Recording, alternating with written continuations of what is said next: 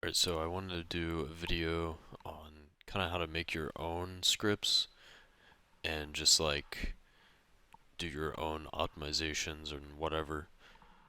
So basically, I'm going to show a couple different things. First is how to find like registry keys for settings and all that. Um, and by the way, they won't all, like, not everything is a registry key, but most things are. So just keep that in mind. And then setting up a virtual machine for testing, because dual booting sucks. Don't bother dual booting, just set up a virtual machine. It's the same thing. And then using like in sudo and other things to get around security, like Windows security blocking you from doing what you want, basically. How to like brute force your way into applying different things like that. So you'll need two apps for this. One is Registry Changes View, and then Reg Convert, and I'll have links to those in the description.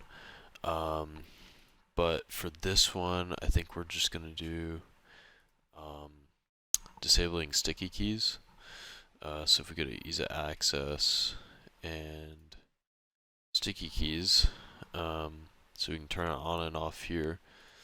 So we're going to open up registry changes view so that we can see what is this actually changing in the back end. So I'm going to open it up here.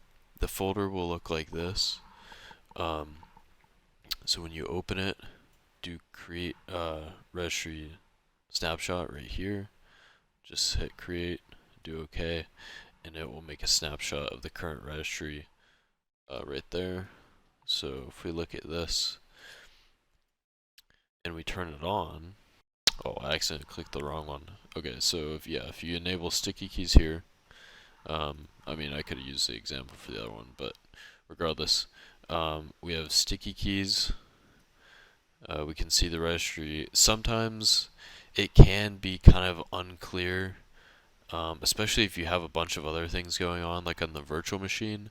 So I mean, on my install, not a whole lot's going on in the background, but on the virtual machine, if it's just like stock Windows, you're gonna have a whole ton of registry keys going on while you're trying to see which one is, the one that you want.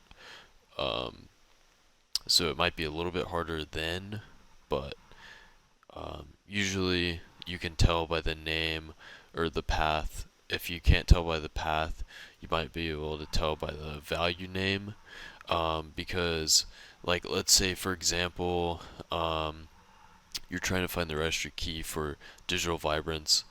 Um, the registry key, I mean, it starts with NVIDIA and whatnot, but the end of the registry key is like a GUI with like your hardware product ID and stuff like that. So it's not as clear, but the value name is literally like digital vibrance or something like that. So it's, obvious what it is. But anyways, so if we right click on this and we do open in regedit, we can look at it in registry here. So 3 we know is enabled. So if we want to disable it, we can just turn it off there. Let's refresh this. And so flags 2 would be disabled for sticky keys. So what we're going to do here is going to do file, and we're going to export, and you can save it wherever you want.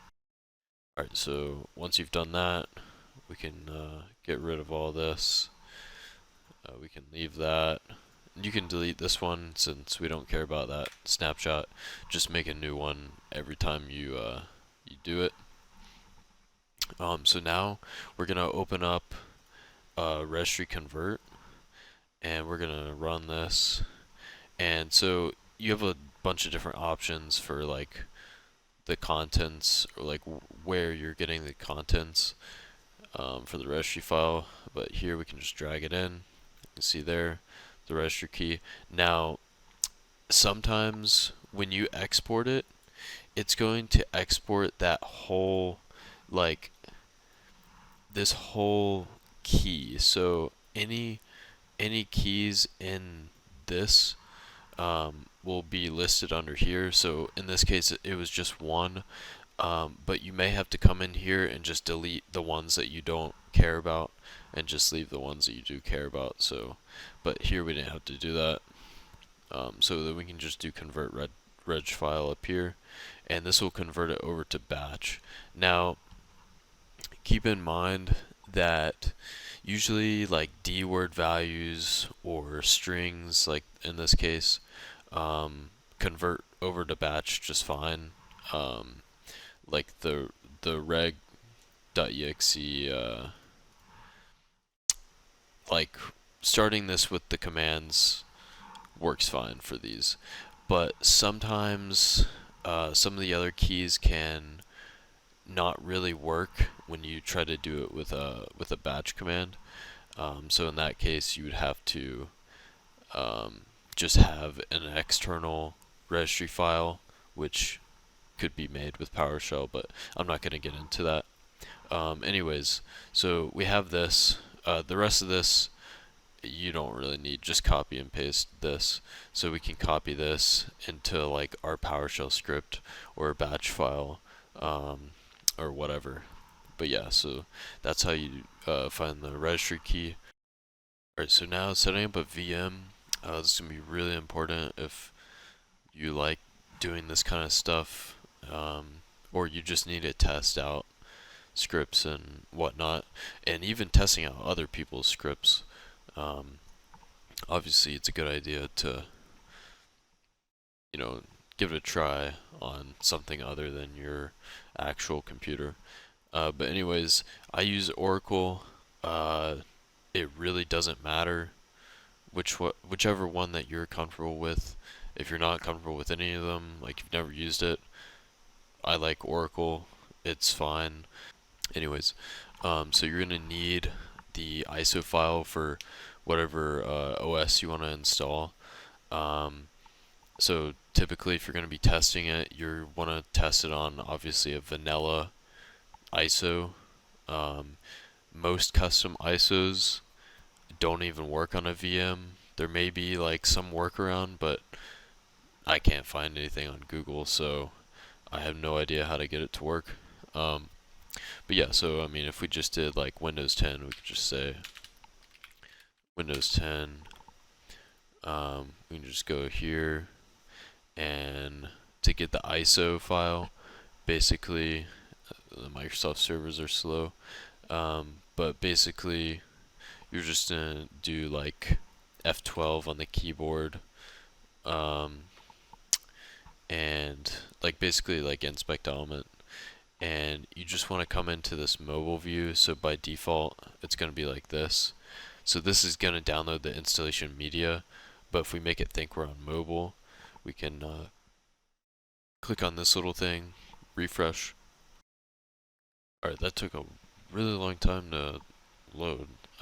Anyways, so yeah, now it thinks we're on mobile, and it gives us the option to select the ISO. So yeah, install your ISO, Windows 10, Windows 11, whatever you want to test. And then you want to download Oracle. Now you will need virtualization enabled on your CPU, so just go into BIOS and enable virtualization. But yeah, so once you're on Oracle, and you've got it all set up, basically I'm just going to do like a new one here. So I'm going to click on new. We'll just call it like vid. So for the folder, you're going to want, so these take up like a good bit of space. So if you have like a games drive or whatever, yeah, so I mean, you're gonna want to set up a folder other than just on the C drive probably. So I'm just gonna select mine right there, and then ISO, you're just gonna select the one that you just installed. So I'll just do this one, and then in here, it will automatically detect like the version here. And I get, so basically there's like an unattended, so you don't have to go through like the Windows setup. Usually I skip this just because, I mean, clicking through it takes the same amount of time as if it did it itself. Like, you're still gonna have to wait for the loading. Um, but anyways, so yeah, if you want to go ahead and select like Pro here, and it'll just go ahead and just skip through all that. So I'm just gonna click that. Anyways, so this is, you're gonna be giving it like virtual hardware. So I have 32 gigabytes of RAM, so I give it 8. So that's gonna be 8192. So that's 8 gigabytes. Um, if you have like 16, you can really only give it like 4.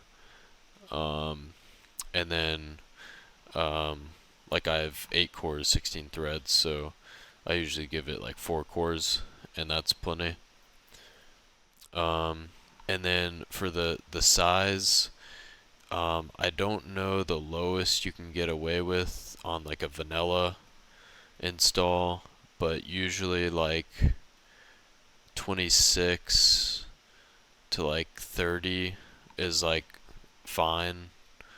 Um, but I mean, obviously it's your C drive is going to be really small, so just keep that in mind.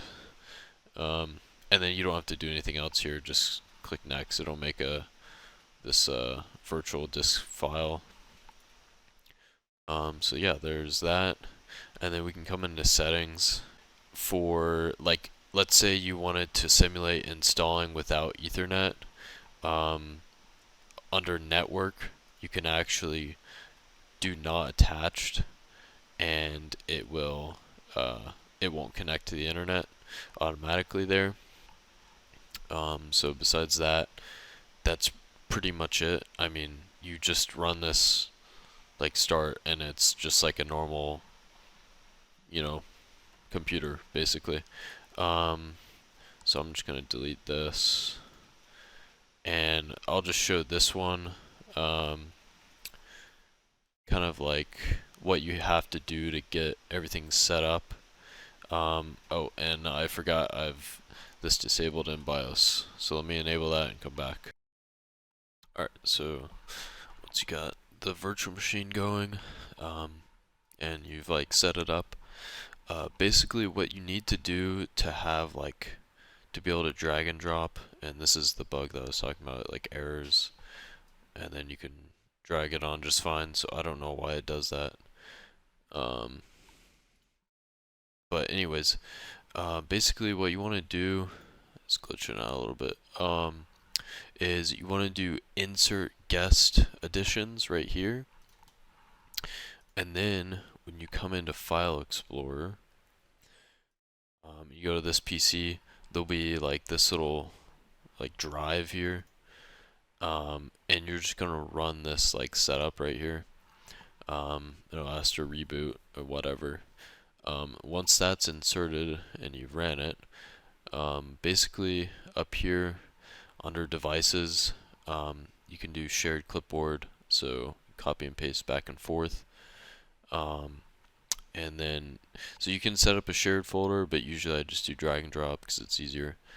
And the shared folder, by the way, will appear like right here. But yeah, and then you can have a drag and drop.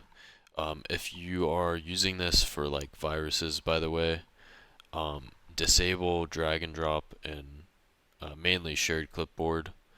And yeah, make sure you disable that and restart the virtual machine before running those, just to, as another way to prevent it from getting on your host machine.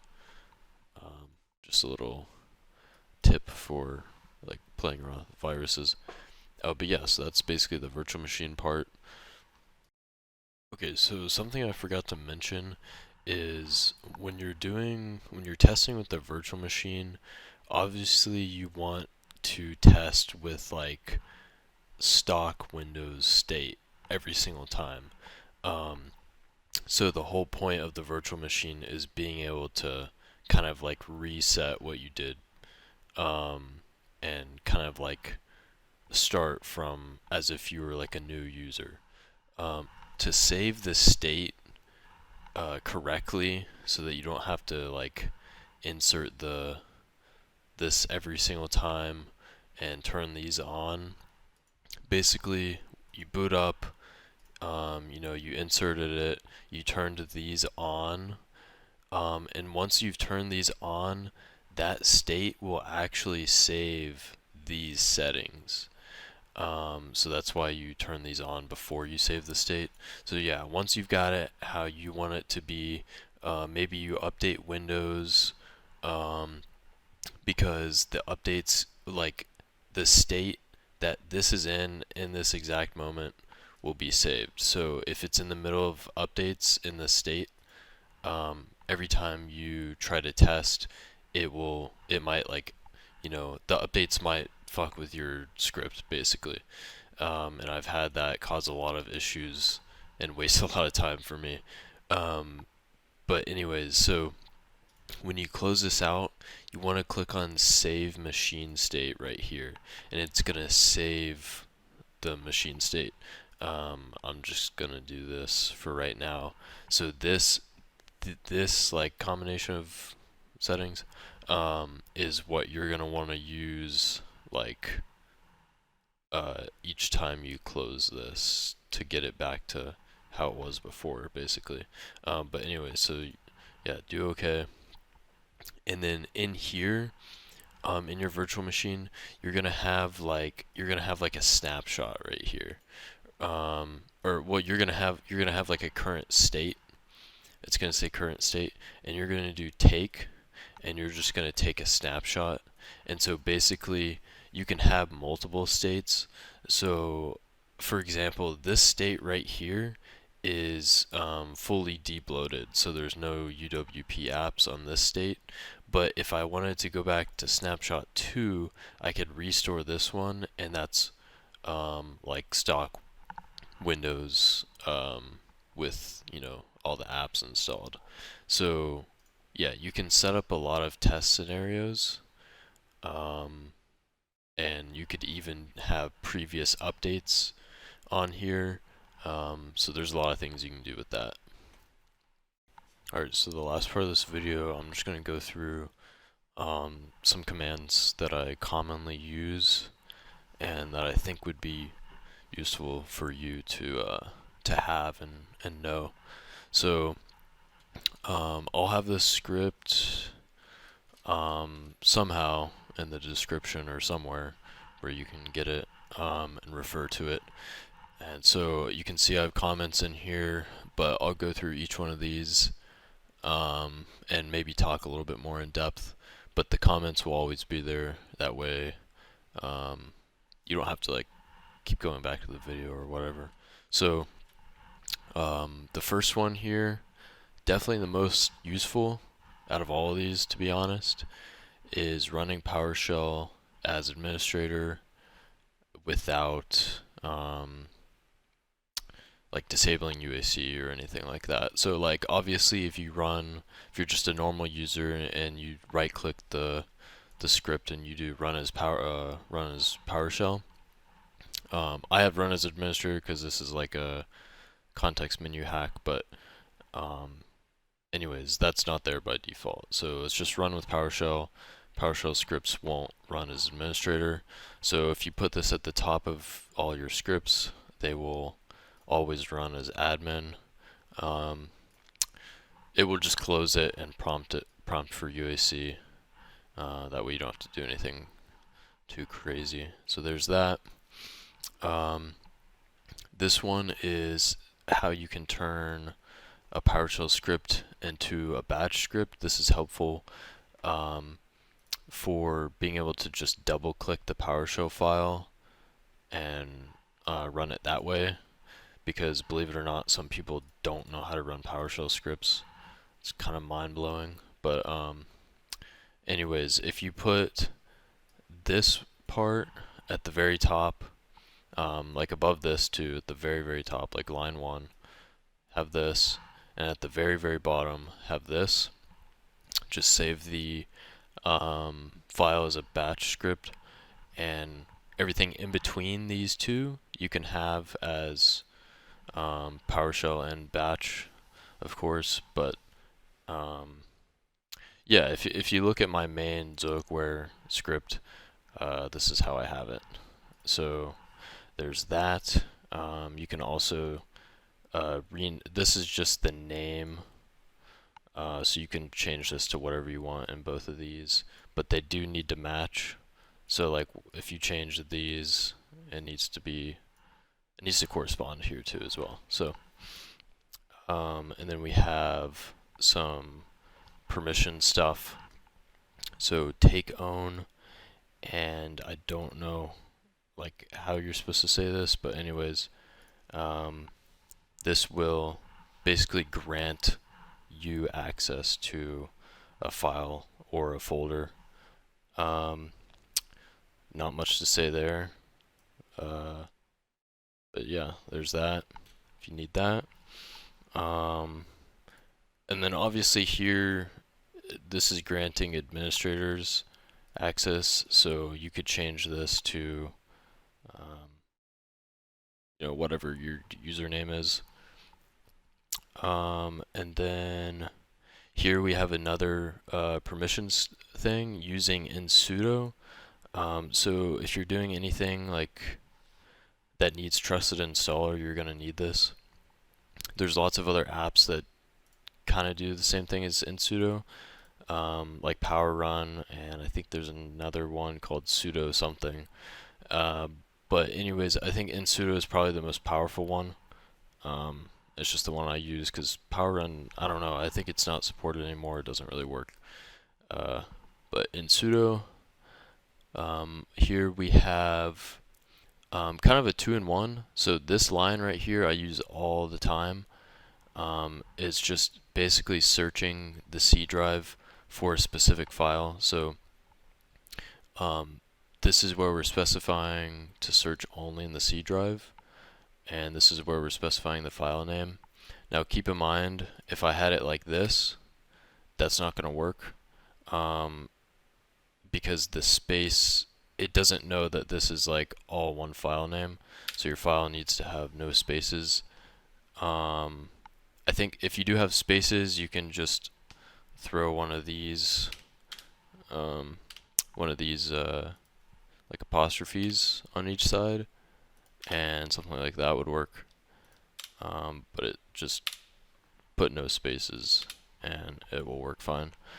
So yeah, that's saving the full path of this to the defender variable.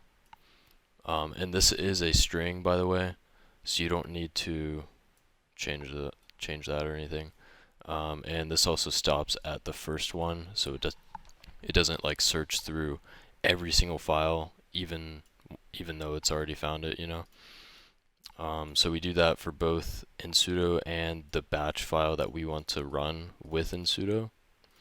And then here is the arguments that you're going to want for in sudo, and that's how you're going to do it. You can obviously just copy this and then replace this variable with whatever you want to call it. This next part is basically just getting a file from like GitHub or wherever. Maybe you have like a paste bin or something, but basically you have the contents of a file somewhere, and you just want to save that as a file. So this is helpful if you want to just share one PS1 script, but it needs like a batch file or something. Then you could use this to get that for the PowerShell script to use. So yeah, we're just downloading it and then just running it and then cleaning it up once it's done. And this -wait will protect this from deleting it too soon. Also keep in mind that the out file is just the name of it. So by default, it's going to be saving it in System32 because that's where PowerShell is actually located. So that's where it's going to go. If you wanted to save it somewhere else, you could obviously put that path here. And then here is going to be downloading like a bigger file or like a zip file or something like that. instead of just getting the straight up contents. So invoke REST method and invoke web request is basically the same thing. They're interchangeable. So I've put this comment here. If you put this line before you do like invoke REST method or whatever, you won't have the little blue progress bar at the top. But alright, so unfortunately, like in the middle of recording this part, my audio dropped out, and I didn't realize, so it stopped picking up my mic. So I'm just gonna try to remember what I said. So basically, yeah. So this part will remove the blue progress bar that invoke REST method and web request puts like on top of the console. And for some reason, it usually speeds this up. So if you're having issues with this taking a really long time, because invoke REST method and web request are kind of slow. I think it does it like by individual bytes, which could take a really long time. So yeah, this line before this will usually speed it up. So yeah, basically we're getting the GitHub zip, and we're just naming it to this, which we're saving it to the C drive just because it's shorter to type it that way.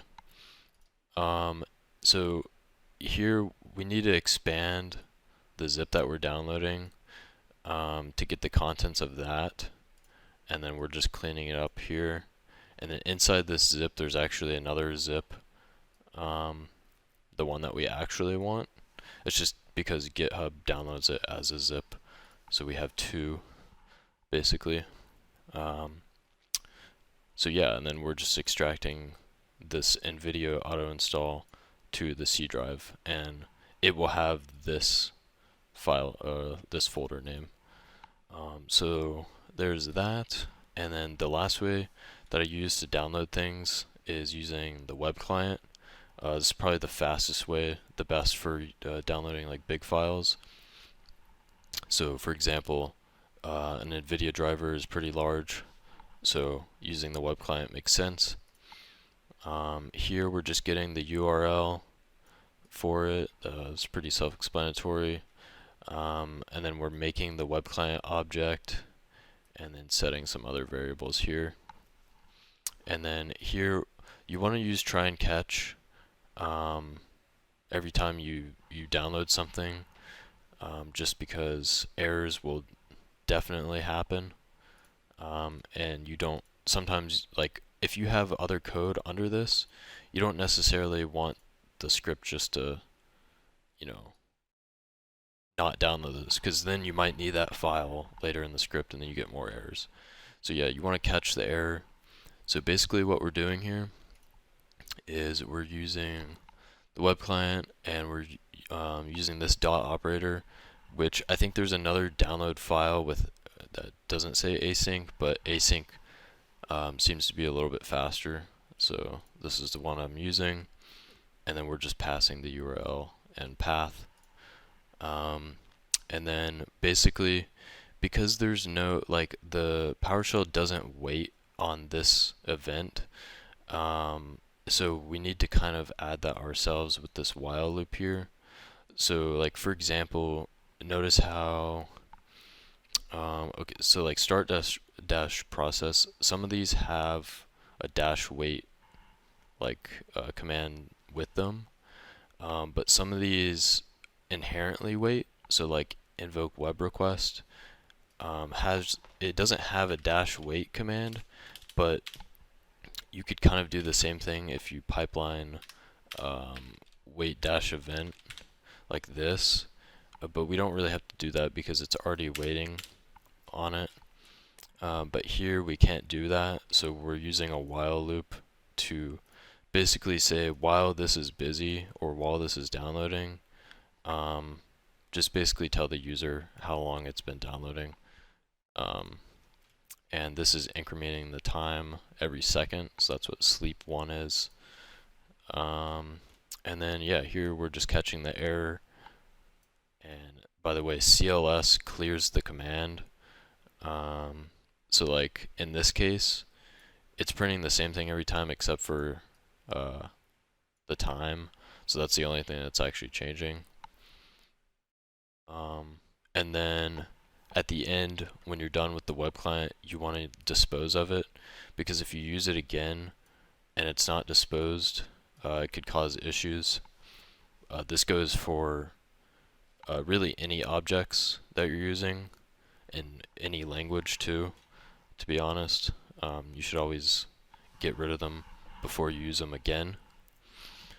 But yeah, that's pretty much it. Hopefully, like these are helpful to some extent. I may have forgotten some things, but I don't. These are probably the most important ones.